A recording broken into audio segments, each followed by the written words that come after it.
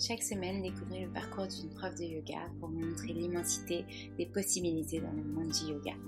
Pour ne rien manquer des nouveaux épisodes à venir, n'hésitez pas à vous inscrire à ma newsletter. Si vous voulez soutenir le podcast Le Yoga dans nos vies, n'hésitez pas à laisser un commentaire et des étoiles sur Apple Podcast. Vous pouvez aussi m'envoyer des messages, des questions, ça me fera très plaisir. Hello Laura, je suis ravie de te retrouver aujourd'hui pour ce nouvel épisode du podcast Le Yoga dans nos vies où tu vas pouvoir nous raconter ton parcours avec le yoga et bien plus encore.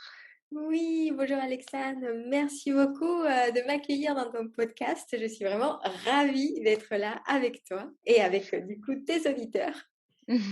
Merci. Moi, je suis vraiment ravie d'avoir fait ta connaissance. Et pour la petite anecdote, Laura m'a contactée sur le compte Instagram du podcast, le yoga dans nos vies, et on a commencé à échanger. Elle m'a fait un beau petit compliment sur le podcast, ça m'a fait très très plaisir et c'est aussi grâce à ça que ça permet de développer le podcast, d'avoir des retours de profs de yoga et du coup je me suis dit que c'était un peu évident de proposer à Laura de venir ici. Donc voilà, une belle rencontre et commence et de belles collaborations. Donc avec aussi plein d'autres profs, c'est comme ça et je trouve que c'est vraiment génial ce monde du podcast qui s'ouvre. Donc à toi maintenant de nous parler un peu de ton parcours. Première question que je pose du coup à tout le monde. Comment est-ce que tu as rencontré le yoga pour la première fois dans ta vie? Oui, alors pour la première fois, j'ai rencontré le yoga dans un moment de ma vie où j'avais besoin de me reconnecter avec mon corps parce que avant, donc peut-être pour faire vraiment pour la petite histoire, je suis une personne qui a toujours vécu dans les livres. Depuis que je suis toute petite, j'adore lire, ce qui fait que je me suis très vite, peut-être dès mon enfance, je me suis très vite déconnectée de mon corps. En fait, et j'ai jamais été du coup la personne la plus sportive du monde, la personne qui, voilà, qui aimait être même dehors parce que j'adorais justement plonger dans des univers magiques, dans des histoires, dans les livres. Et même dans les podcasts, quand ça a commencé à apparaître, et j'adore justement ces médias, donc pareil, je suis très, très contente de te retrouver, de t'avoir retrouvé comme ça, parce que j'adore ces médias. Mais bon, tout ça pour dire que du coup, ma relation avec mon corps a toujours été un peu spéciale dans ce sens-là. Et quand j'avais, je sais pas, une quinzaine, ouais, 15-16 ans, j'ai commencé à courir pour des raisons vraiment personnelles. Enfin, il y avait quelqu'un qui m'avait dit que j'étais grosse. Enfin bref. Oh là là. J'ai commencé à courir et à partir de là, j'ai trouvé que c'était génial. En fait, la course à pied, je me suis mise vraiment à fond, à fond, à fond. Et à partir à partir de ce moment-là, la course à pied est devenue un petit peu mon stabilisateur émotionnel. Je me suis rendu compte que ça pouvait apporter vraiment beaucoup de bénéfices aussi au niveau mental. Et puis, à un moment, je pense que j'ai un petit peu trop poussé. À un moment de ma vie où, du coup, je n'aimais pas forcément beaucoup ce que je faisais au niveau du boulot. Enfin, j'avais un poste de cadre commercial dans une énorme boîte et je pense que ça perdait un petit peu de sens pour moi ce job. Bah, j'ai un petit peu poussé sur la course à pied, je me suis blessée. Et à partir de là, il y a eu toute une spirale qui a commencé à se créer dans ma vie, un cercle qui n'était pas du tout vertueux. Mais bon, à un moment, j'ai retrouvé un petit peu de lumière. Je suis tombée sur quelqu'un qui m'a beaucoup aidée, sur un kiné qui était super. Et il fallait du coup un petit peu se remettre pas au sport, mais en tout cas, mon corps avait besoin de rebouger à nouveau. Et on avait du coup parlé du yoga et c'est comme ça que j'ai commencé à faire des cours de yoga sans savoir vraiment à quoi m'attendre. Même si je connaissais déjà un petit peu la partie peut-être un peu plus philo du yoga, je connaissais pas du tout la pratique posturale. Je n'avais pas d'a priori, mais c'était voilà.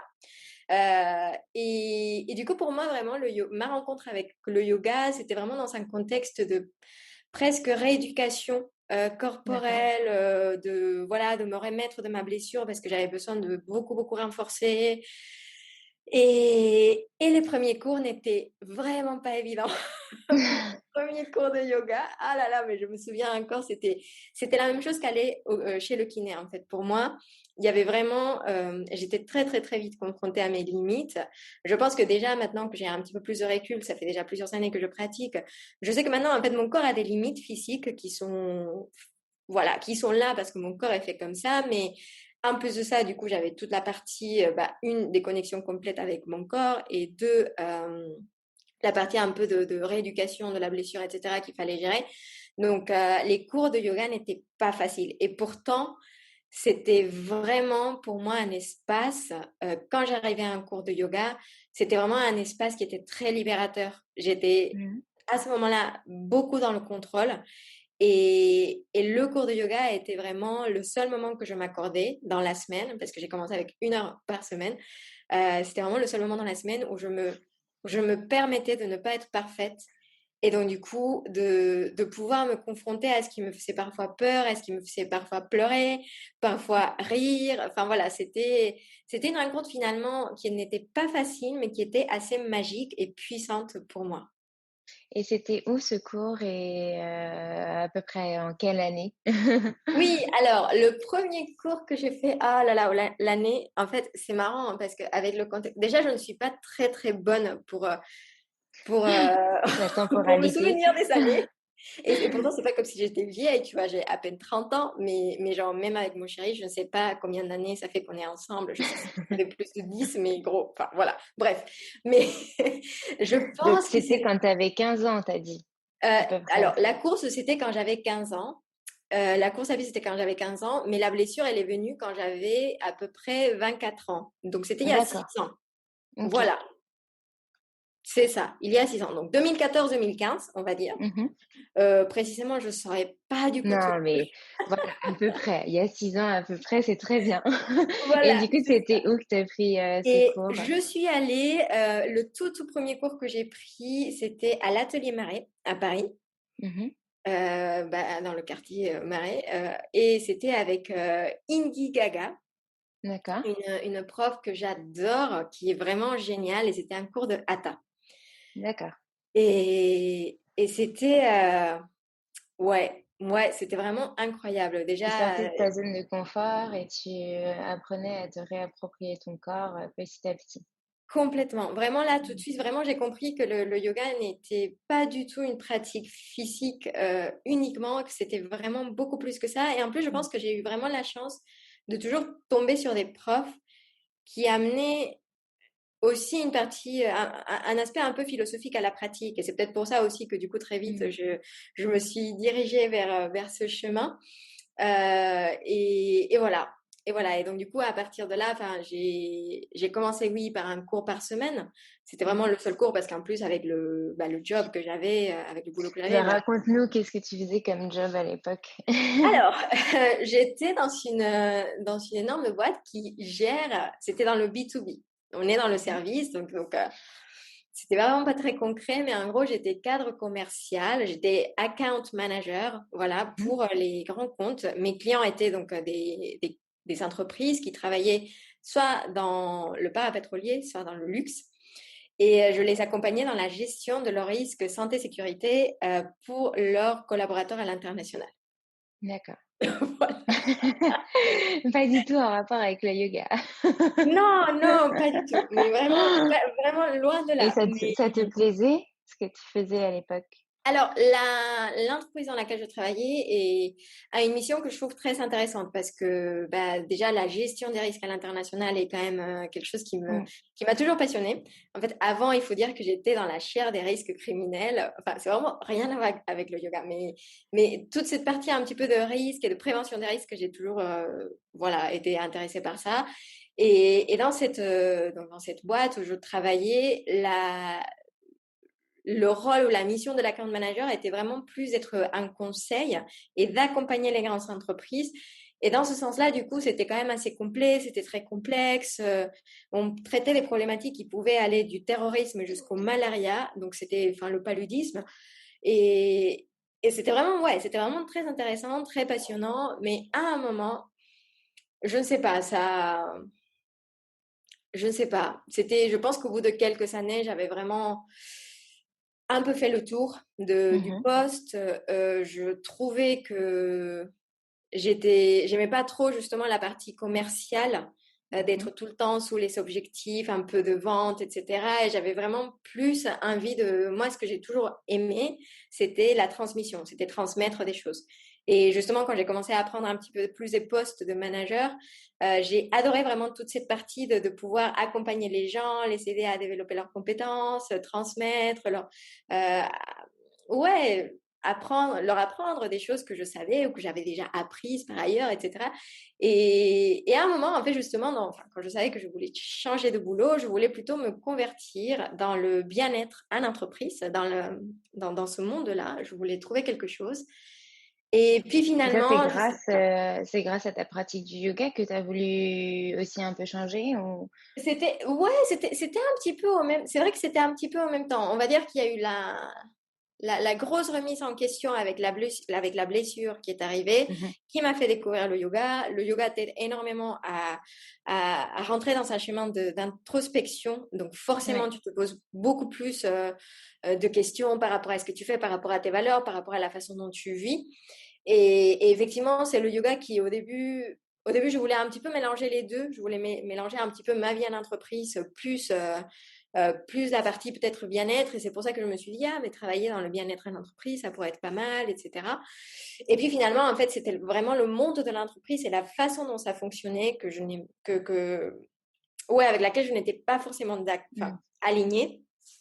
Même si, bon, maintenant, je pense que je pourrais concilier les deux, mais voilà. Mais à un moment, il y a quelqu'un qui m'a dit, pourquoi tu fais pas prof de yoga? Et comme beaucoup de décisions que j'ai prises dans ma vie, qui sont pourtant très importantes, c'était très évident sur le coup quand on m'a posé cette question. Et je me suis dit, OK, on y va. Et je pense qu'une semaine après, je m'étais déjà inscrite donc, du coup, dans une formation d'accord.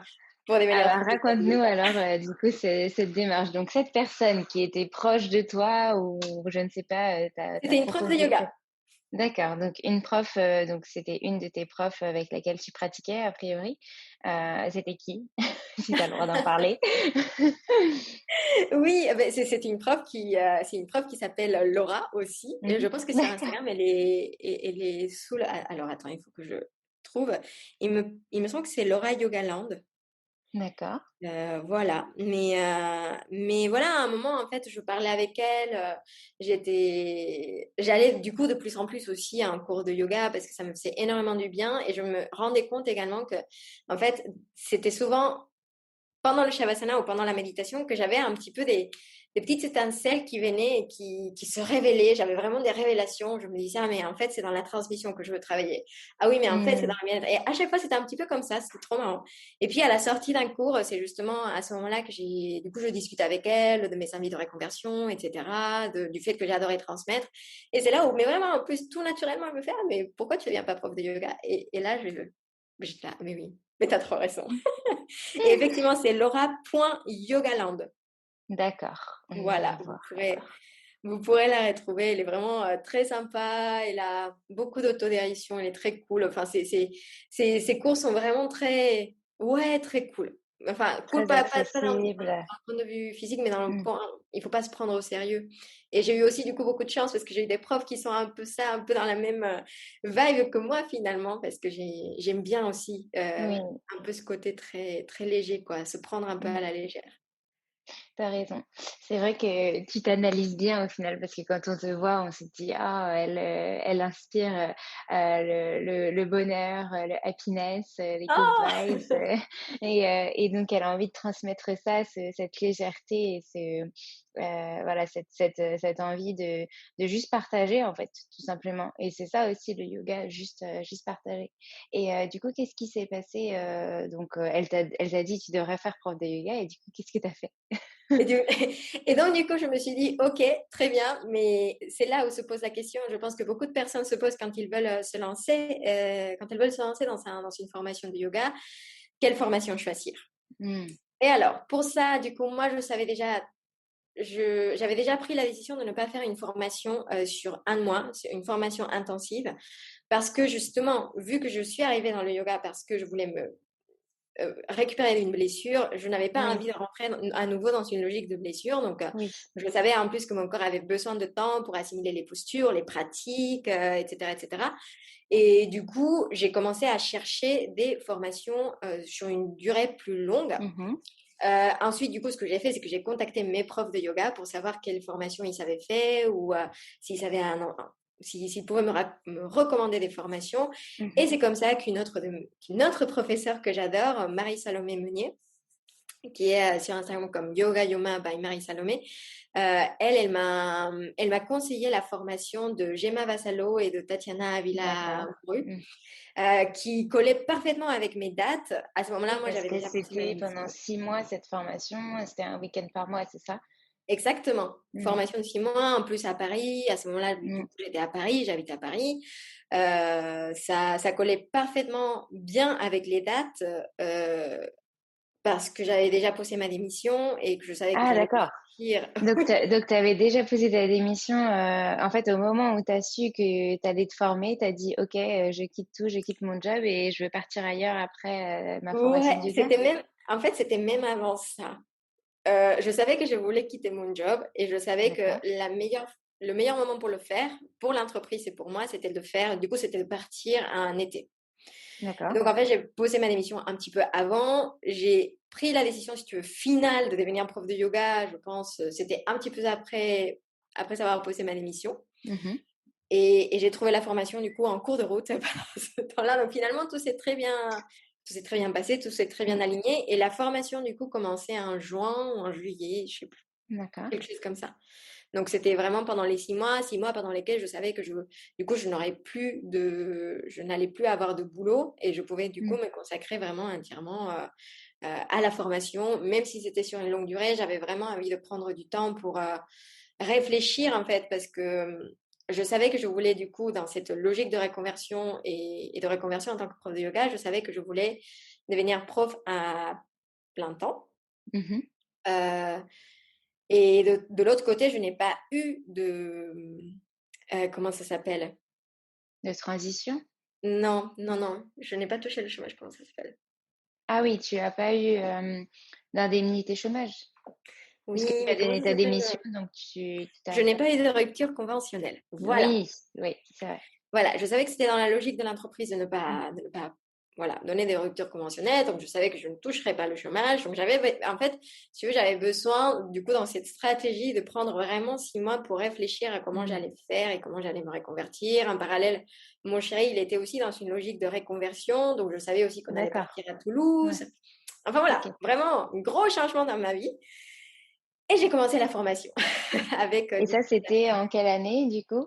c'était en Si je 2019. demande 2019. Ok. Donc, c'était il y a vraiment pas très longtemps. En Oui, fait, pas si longtemps que ça. non, non, je suis une bébé enfin, je suis une prof qui est toute bébé. Je suis Mm. une bébé prof. Je suis une bébé prof, j'adore. Bah, moi aussi, je suis une bébé prof alors. Je me suis formée en 2019 comme toi. Et donc du coup, qu'est-ce qui s'est passé? Tu as fait ta formation, tu as commencé ta formation et en parallèle, tu savais que tu préparais tout pour partir à Toulouse. Donc C'est en ça. parallèle, tu as commencé, je sais pas, à créer ton statut, à te demander ce que tu allais faire, à contacter des studios sur Toulouse. Comment tu as fait? Exactement, c'est exactement ça. La formation finissait en décembre. On a déménagé à Toulouse fin novembre.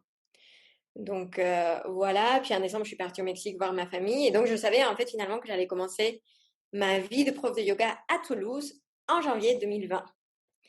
Donc, j'ai commencé. Là, on le voit venir. Je rigole, mais je rigole jeune parce que ça a été pour beaucoup le cas. Donc, C'était magique. Honnêtement, je pense que c'est. Non, mais franchement, si on avait dit tout ce qui allait se passer, j'aurais tellement rigolé parce que c'est la plus. C'est vraiment là, tu vois, on a vraiment un enseignement tout de suite, au début, de la philosophie du yoga ou même dans la mm, philosophie du bouddhisme, qui est l'impermanence. On ne peut mm, vraiment compter, on ne peut compter que sur le changement. Et du coup, en janvier, donc j'avais déjà commencé à contacter des studios. Il se trouve qu'en fait, les studios, je ne sais pas si c'est la même chose à Paris, mais en tout cas ici à Toulouse, ils sont très calés sur le planning de l'année scolaire. Donc, d'accord. d'arriver à un milieu d'année scolaire, Oui. ben voilà. Donc, il faut commencer de toute façon à faire des remplacements, il faut commencer par se faire Mmh. connaître petit à Tu petit. En pouvais plus, pas prendre une année, un nouveau créneau, en plein milieu d'année. Moi, ça a été la même exactement. chose que toi. J'ai déménagé, de Paris, en novembre 2019, enfin en décembre pendant les vacances et j'ai commencé à contacter les associations, les studios en janvier et les assos, c'est que ça aussi, c'est pareil. C'est, en septembre, année scolaire et ils me disaient: «Bah, pareil, on pourra organiser des petits ateliers, mais il faudra reprendre tout en septembre». Donc du coup, j'étais là: «Bon, OK». Ouais, c'est ça. Non, mais c'est ça. C'est marrant parce que je l'avais pas du tout pris en compte. Mais bon, du coup, finalement, ça s'est quand même très bien passé parce que Mmh, j'ai trouvé des créneaux dans une salle qui était à la base une salle de cycling. Tu sais, un peu comme d'accord. euh, Soul Cycle, je sais pas, comme Dynamo à Paris, voilà, un truc comme ça. Dynamo, mmh. Voilà, mais qui allait proposer et qui allait ouvrir un espace yoga, enfin, qui cherchait des nouveaux profs. Donc j'ai commencé comme ça, c'était vraiment super chouette. Et j'ai commencé à faire des petits remplacements par-ci par-là. Et puis, Mmh mh. Covid arrive, on est en Mmh. début 2020, Mmh. et là, il y a tout qui change. Et je pense que finalement, tu vois, c'était une bonne chose parce que le fait d'avoir été confrontée à ça et d'être obligée de m'adapter très rapidement à tout ça, en fait, finalement, je me suis dit, bah, ok, bah, vu que je commence, j'ai rien à perdre, donc je vais commencer à proposer des lives sur Instagram, comme plein de profs.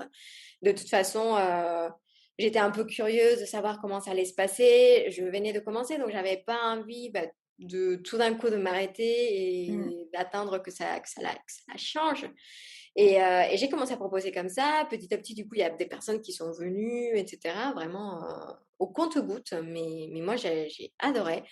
Et en parallèle, bah, du coup, je connaissais, enfin, je faisais de plus en plus de rencontres avec les profs de yoga, avec les studios de yoga ici à Toulouse. Je me faisais de plus en plus connaître. En plus, j'avais déjà, si tu veux, un petit peu choisi aussi les thèmes que je voulais aborder parce que je savais que bah, c'était la philo. Pour moi, c'est vraiment, ça a toujours été la première chose que j'avais envie de transmettre vraiment dans un cours. C'était avant tout la philosophie, l'histoire du yoga. Et donc, bah voilà, petit à petit, ça a commencé à grandir. Après, j'ai fait du coup une énorme rencontre avec un autre podcast, le podcast de Cécile de YogiBiz Coaching de Mmh. Cécile, qui m'a énormément aidé à développer du coup toute la partie, la stratégie digitale, Mmh. et qui m'a vraiment poussé en fait à me dire, bah, en fait, je pourrais carrément proposer des choses qui sont complètement et 100% digitales sans forcément passer par les studios tout le temps ou proposer mes cours exclusivement sur des studios. En plus, bah, quand on aborde des thèmes comme la philosophie, un cours de yoga ne suffit pas, donc ça me permettait aussi d'avoir une liberté par rapport à ça. Et du coup, j'ai commencé à me développer de plus en plus dans le digital, et donc du coup, bah, de plus en plus sur Instagram, les réseaux sociaux, chose que je ne gérais pas du tout avant. Que tu Et gères à voilà, merveille vraiment. maintenant au final. De quoi? Que tu gères à merveille maintenant du coup au final. Ah, merci. Mais écoute, j'apprends. Mais honnêtement, on apprend toujours parce que tu vois, jusqu'à il y a quelques mois, j'avais un gros blocage avec les Reels, avec les réels. Et à Et partir du maintenant moment. tu adores. Mais c'est ça. À partir du moment où j'ai appris comment faire, comment gérer ce truc, je me suis rendu compte que c'était génial en fait. C'est tellement drôle de faire des choses comme ça. Enfin, je Mmh. m'éclate. Autodérision, au complet. Allez sur le compte de Laura, c'est parfait pour un petit bol de positivité et d'humour. Oui, c'est parfait. Moi, ça me fait très, très rire et c'est surtout de dire, bah, c'est c'est juste des réseaux sociaux, on peut détourner, on peut s'amuser, on peut s'éclater et au final, ça plaît parce que les gens, ils ont vraiment envie de choses positives en ce moment. Ils ont envie d'être dans un mood un petit peu plus où on leur donne, des choses des choses bienveillantes et voilà et drôles, pour, un petit peu, changer du temps actuel qui n'en termine pas. Parce que voilà, à l'heure où on enregistre, ça fait un petit peu plus d'un an qu'on est dans cette situation maintenant. On n'a pas trop d'idées de ce que ça va devenir pour plus tard, mais donc du coup, c'est aussi important de pouvoir, savoir comment se développer, sur le web et en digital. Donc du coup, pendant ces un an, en gros, tu as appris à te développer un petit peu sur le web, donc tu as lancé des cours en ligne, tu as développé ton compte Instagram. Qu'est-ce que tu as fait d'autre? J'ai lancé des programmes en ligne également, D'accord.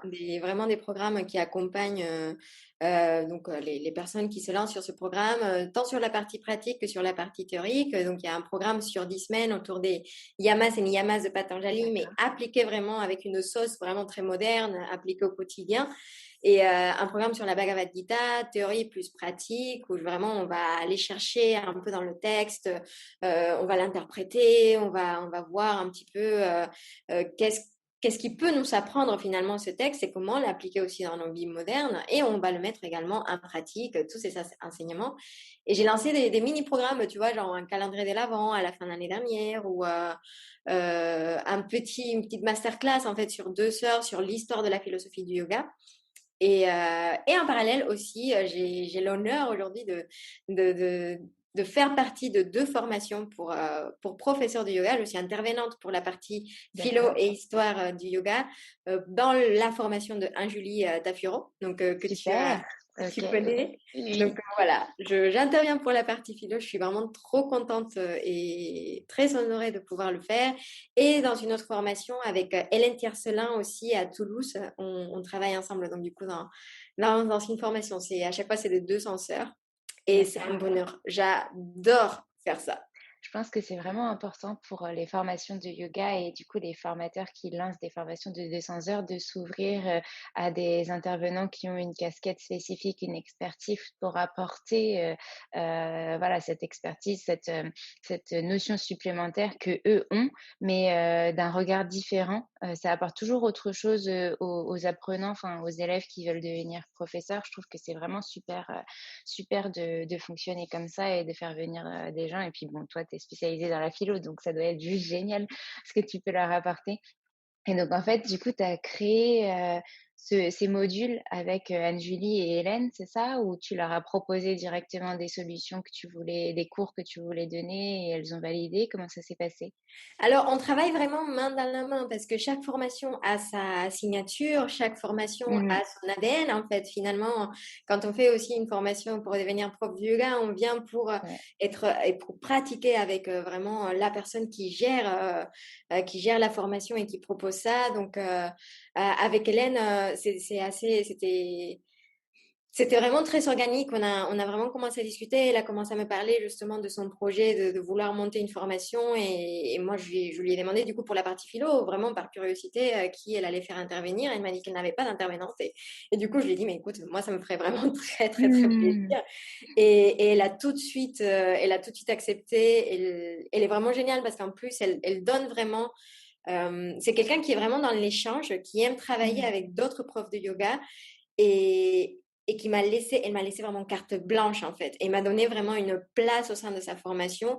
Dans cette formation avec Hélène, je pense qu'on va passer 20 heures minimum, enfin, à parler philo-histoire, ce qui est déjà Et beaucoup, c'est c'est quand même hyper important. important, c'est hyper important. C'est- Finalement, 20 heures sur 200 heures, c'est pas non plus tant que ça et c'est quand même une énorme partie. Enfin, je sais pas ce que tu inclus vraiment dans la philo, mais dans les vidéos que j'ai enregistrées pour toi, du coup, la petite vidéo qui parle de moi, ce que je pense de la philo, j'inclus les chakras, j'inclus, les yamas, niyamas, mais il y a tellement d'autres notions qui sont hyper importantes et qui, enfin, finalement, vont forger aussi ce que tu vas donner à tes élèves après, pas seulement du coup la pratique des asanas purs et durs, mais ça aussi c'est très important. Et donc, je pense que 20 heures, c'est pas trop ni pas assez au final. Ah non, Je c'est pense clairement qu'on pas peut assez. toujours, je pense qu'on peut toujours aller plus loin, surtout quand on est passionné, oui. En tout Oui, cas, oui, c'est non, mais super. c'est sûr. C'est sûr. Non, et c'est clairement pas assez. Et je sais elle aussi, elle parle, elle discute aussi beaucoup de philo avec ses élèves. Et donc, du coup, moi, j'interviens pour 20 ans, mais ensuite, il y a beaucoup plus aussi de Oui, philo dans la donc formation. c'est Donc, c'est bien parce vraiment... que les élèves ont deux regards différents, celui d'Hélène et le Exactement. tien. Mmh. Exactement, et j'adore. Et avec un Julie, j'adore parce que elle a vraiment une façon qui est très créative d'aborder déjà ses cours, C'est vrai. Mmh. mais aussi du coup ses formations vont être un peu pareilles. Donc ça sera vraiment. Euh, J'adore travailler avec elle parce qu'elle me fait toujours un peu changer la façon dont j'apprends Mmh. et elle essaie toujours que ça soit dynamique, que ça soit accessible, que ça soit concret. Et Et donc voilà, enfin vraiment chaque formation est différente. Ça te Ouais, challenge à chaque fois, elle te fait sortir aussi de ta zone de confort. Finalement, tu passes ta vie à sortir de ta zone de confort. c'est exactement ça. Super, OK, et est-ce que du coup tu as d'autres projets, qui sont en cours ou des projets qui ne sont pas, confidentiels, auxquels tu peux déjà nous parler, des idées de choses que tu as envie de lancer et cetera? Oui, alors j'ai d'autres idées pour lancer d'autres programmes en ligne sur d'autres thématiques parce que il y en a de toute façon dans l'histoire de la philosophie du yoga, il y en a plein à aborder. J'ai lancé, comme tu le sais, donc cette série La philo des profs sur Mmh. Instagram où je demande à des professeurs justement leur vision de la philosophie du yoga que je trouve géniale. Ça Mmh. sort aussi de la dimension, on va dire, des postures, de ce qu'on peut Ouais, voir c'est souvent vrai. dans les réseaux sociaux. Et ça nous fait Et, sortir aussi de notre zone de confort, de se remettre, en question, de savoir, «Mais c'est quoi en fait pour moi la philosophie? Qu'est-ce que vraiment j'utilise et j'inculque à mes élèves en philosophie du yoga?» Parce qu'on le fait, mais sans vraiment se dire: «OK, ça c'est de la philo, du yoga, quoi». Donc enfin moi en tout cas ça a été un exercice qui était pas forcément facile, et en écoutant Anjali pour le premier truc, j'étais là: «Ah oui, mais purée, il y a trop de choses, c'est vrai». Et 8 minutes, c'est court, donc j'avoue, j'ai un peu triché. Je crois que j'ai fait un peu plus. T'inquiète pas, ça devrait, ça devrait aller. Oui, donc oui, toujours, j'ai toujours plein de petits projets. Là, j'ai commencé à faire des lives avec des personnes que j'adore, avec Mmh, Benjamin de La Voix d'un Yogi, encore un autre podcast, mmh, avec Isa de Yogisa Life. mmh, Et vraiment, c'est des exercices que j'adore faire. Voilà, je fais partie aussi de l'académie Yogom. Donc, les dimanches, on peut me d'accord. retrouver, pas tous les dimanches, parfois il y a aussi mes autres collègues. On va parler de philo, donc ça, on va aborder des thèmes différents. Et puis, je vais sûrement lancer des retraites cet été. Donc, Super. voilà, j'ai hâte. Ouais, et j'ai vu que du coup, tu étais formée, donc au yoga vinyasa, mais à d'autres types de yoga aussi. Est-ce que tu peux nous en parler, et quand est-ce que tu t'étais formée du coup, au courant de cette année? Avec Oui, qui, et cetera? oui, oui, oui, bien sûr. Oui, oui, c'est vrai que du coup, mon deux censeurs, c'était donc le Vinyasa avec Tatiana et Mmh, Gemma, mais en parallèle, j'ai fait trois autres formations. mmh, Ouais, trois autres formations. J'ai fait ma formation de Yin l'été dernier, donc 2020 avec Carole Armouet. d'accord, Excellente oui. formation. Qui qui a aussi son podcast, dans le podcast, Le yoga dans nos vies. On en parle en ce moment parce que je suis en train de refaire, Mais oui, la publication, et oui, c'est vrai que Carole est géniale. elle est Ensuite géniale, voilà, et tout ensuite, qu'est-ce que tu as simplement. fait comme autre Voilà. formation? Ensuite, j'ai fait une formation avec Audrey Favreau de restauratif. D'accord, Yoga restauratif ou et restorative yoga. c'était en online ou c'était C'était 100% en ligne l'année dernière également. Bah, je te dis, j'ai plus de notion de temps. Je sais que c'était l'année dernière, mais honnêtement, je ne saurais même OK, pas te dire à quel moment. C'était avant l'été, ça c'est sûr, donc avec Audrey. Et j'ai fait une formation aussi de yoga pour seniors en ligne également, d'accord, en anglais. Voilà, parce OK. que je donnais cours à mes beaux-parents. Donc, voilà, je voulais le faire aussi en ayant déjà quelques bases quand Des même. bases, d'accord, et cette formation, elle était avec qui du coup? Alors, la formation de yoga pour seniors, il y a deux personnes en fait qui la gèrent. Il faut pas que je me trompe, Carole. Alors, attends, j'ai pas envie de te dire des bêtises.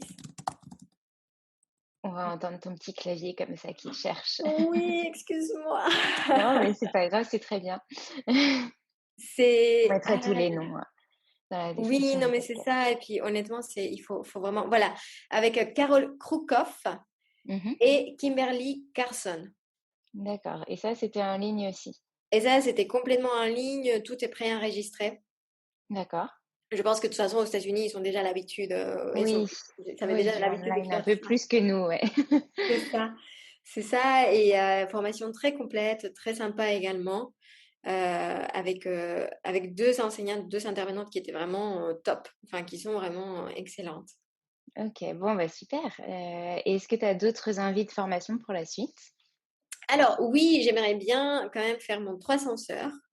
Mmh. Heu, je ne sais pas à quel moment parce que bon, là quand même ça commence à devenir un énorme investissement. Je commence Mmh. relativement à me lancer dans mon activité donc il faut d'abord que je commence à générer aussi, Oui, un peu de de revenus pour pouvoir oui. investir, dans ça. Mais oui, l'idée c'est vraiment de d'avoir mon 300 heures, à terme, et voilà, pour pouvoir aussi proposer des choses, un petit peu plus poussées pour la partie, histoire et philo. Donc, en Mmh. parallèle, c'est vrai que je suis énormément de formations sur Yogic Studies, donc sur la plateforme. D'accord. Voilà, et c'est aussi comme ça que je me forme et que je peux former aussi des gens, que je peux transmettre Bah, tout oui. ce que j'apprends. Et tu peux rappeler le nom de la plateforme? C'est Pour, Yogic Studies, d'accord, OK. voilà. Super. Et donc du coup, aujourd'hui, si tu dois faire un état des lieux de à peu près tes semaines, comment ça s'organise? Tu donnes combien de cours de yoga? Combien de cours de philo? Les formations et cetera? Oui, alors, donc en général, dans la semaine, je vais donner 6 cours Mmh. online, 6 cours en OK. ligne. C'est des cours collectifs. Et parfois, ça va être des cours qui vont rassembler mes élèves qui Mmh. sont abonnés au trimestre et qui vont aussi rassembler des élèves qui s'inscrivent depuis un studio, via un D'accord. studio. Voilà, je travaille comme ça avec 2 studios actuellement. Euh, En parallèle, donc, j'ai mon cours privé avec mes beaux-parents. Et puis à côté, pour les formations, je vais intervenir une fois par mois pour la formation d'Hélène. Mmh. Et ça sera également parfois une fois par mois. Ça change un petit peu parce que le format change aussi. Avec un Julie, il y a la formation de D'accord, Nancy oui. qui va sortir bientôt, en avril. Oui, À Nancy, donc le format est un petit peu différent. Et la formation donc, de Paris à partir de juillet de cette année. d'accord. OK, Voilà, je connais super. pas encore, on n'a pas encore travaillé spécifiquement le planning, mais c'est grosso modo, c'est une fois par mois. Voilà. D'accord, OK, génial. Et donc, tu nous as déjà parlé de pour la suite, ce que tu voulais faire. Est-ce qu'il y a, d'autres choses, dont tu as pas parlé? Donc les retraites, si possible, est-ce que tu as déjà trouvé ton lieu et cetera? Alors, pour une des retraites, oui.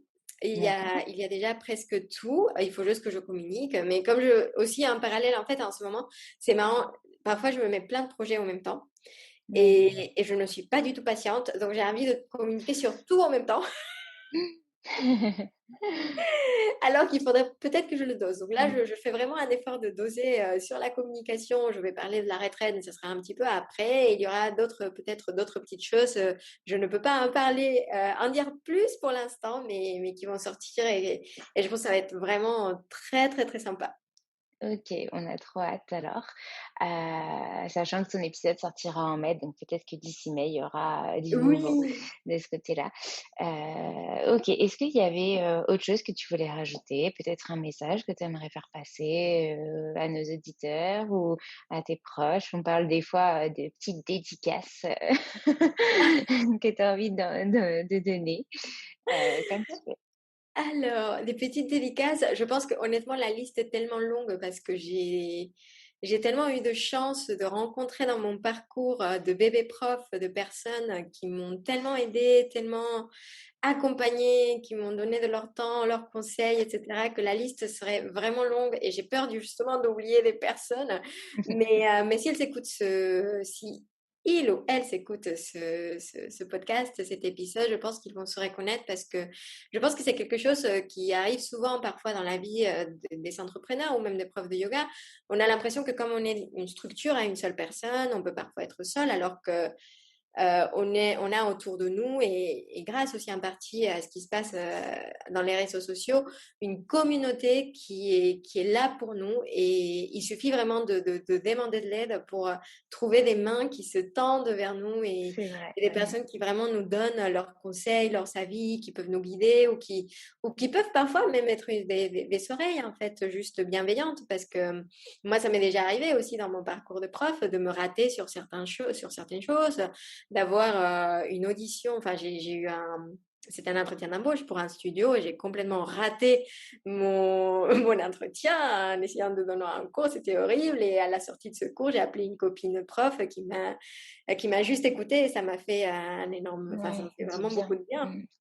Donc, euh, donc ouais, voilà, se rappeler qu'on n'est pas seul et en plus dans ce contexte, bah, on peut en plus de la vie de professeur de yoga, je pense que ce contexte fait que parfois on se sent vraiment seul et on ne l'est pas. Donc, s'il y a des profs qui ont peur, etc., ben, n'hésitez pas à envoyer des messages ou n'hésitez pas à m'envoyer un message. Moi, ça me ferait aussi très plaisir. Je n'ai pas énormément de choses, enfin, je n'ai pas une énorme expérience, mais si je peux, ne serait-ce que vous écouter, je Ouais. suis là pour vous. Et voilà, je ne sais Bah, pas. c'est ce qu'on disait au début de l'épisode, tout message qu'on reçoit, ça fait plaisir. Enfin, quand tu m'as envoyé un message sur le podcast, pour me dire que tu avais commencé à l'écouter, que ça te plaisait et cetera, bah, ça me fait hyper plaisir et donc ouais, toujours, ce besoin d'échanger, même les gens qui m'envoient, des messages en me disant: «Bah, le podcast est super, mais tu pourrais améliorer en faisant ci, en faisant ça». Bah, c'est génial quoi, c'est collaboratif, je prends en compte quand je le peux et si je peux le faire et cetera et c'est surtout ça permet aussi nous, de progresser dans notre travail, de se remettre toujours en question, d'évoluer, donc oui, je te rejoins sur le fait que certes la période n'est pas forcément toujours facile, mais elle nous permet aussi de nous ouvrir à un monde des possibles qui est le yoga, énorme et justement d'enlever ces frontières, de ville, de pays, on se serait peut-être jamais rencontrés s'il n'y avait pas eu tout ce monde digital parce que tu es à Toulouse et moi sur Orléans. Donc, c'est vraiment super de pouvoir échanger comme ça et de se sentir finalement soutenu et de pas avoir peur d'envoyer un petit message en disant: «Bon, OK, ça va pas du tout. Est-ce que tu peux m'aider?» C'est C'est sûr, tu as raison en exactement tout cas. ça. Non, mais vraiment, c'est exactement ça. Et c'est là où on oublie un petit peu aussi parfois quand on sort dans une dynamique de bureau où on a des collègues, etc.